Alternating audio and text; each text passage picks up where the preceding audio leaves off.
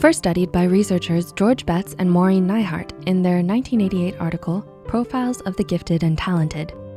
They identified 6 different types of gifted individuals, according to their behaviors, feelings, and needs. Curious to know which type you are? Well, here are 6 types of gifted people. Number 1, the successful type. Type 1s are the most commonly recognized type of gifted individuals. They are those we've typically come to associate with the term because of their impressive academic performances and prestigious achievements.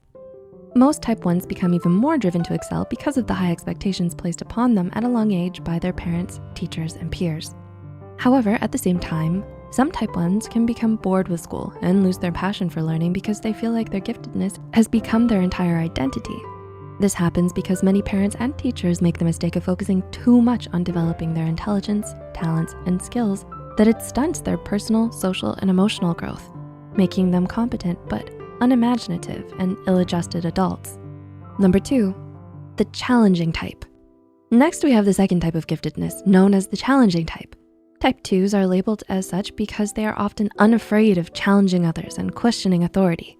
Highly creative, tenacious, and unconventional, Type 2s tend to think outside the box so much that it sometimes makes them difficult to get along with because of how disruptive and non-conforming they can be.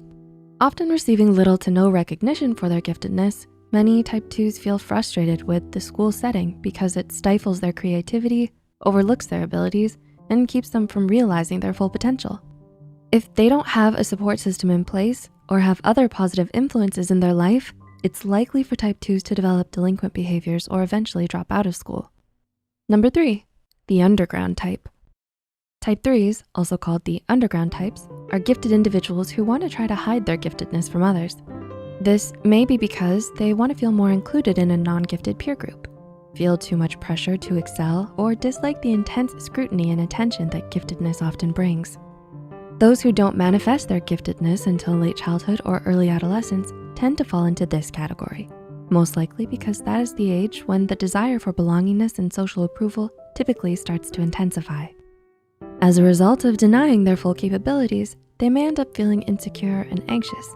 To remedy this, Type 3s need a lot of encouragement and understanding, not only from their parents and teachers, but also from their peers. Number 4, the dropout type. Another type of gifted individual most people are unaware of is Type 4s, also known as the dropout types, or the at-risk types.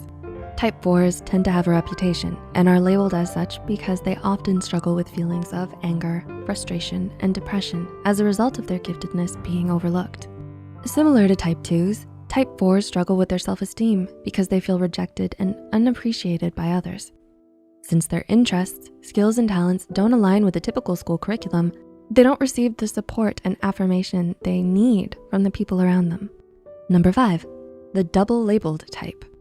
The 5th type of giftedness is the double-labeled type, which refers to gifted individuals who have a physical or emotional handicap of some sort. Most have learning disabilities such as dyslexia, dysgraphia, dyscalculia, and so on, which can make it difficult for school systems and programs to identify them as gifted. Their handicap may also make it more difficult for them to complete their work on time or to fulfill other structured tasks as easily as other gifted students, which can make them more easily discouraged, frustrated, and critical of themselves. Type 5s may also be impatient, stubborn, and sensitive to criticism, which only makes it more important that they're given the proper assistance to nurture their strengths and talents. And number 6, the autonomous type. Last but certainly not least, we have the autonomous type, which refers to those gifted individuals who are independent, conscientious, and self-reliant. Similar to Type 1s, Type 6s often find success and recognition because they have learned how to excel in the school setting or have found ways to make the system work for them. Resourceful and goal-oriented, they are natural-born leaders and are well-respected by those around them. And unlike most other types, Type 6s often are aware that they're gifted.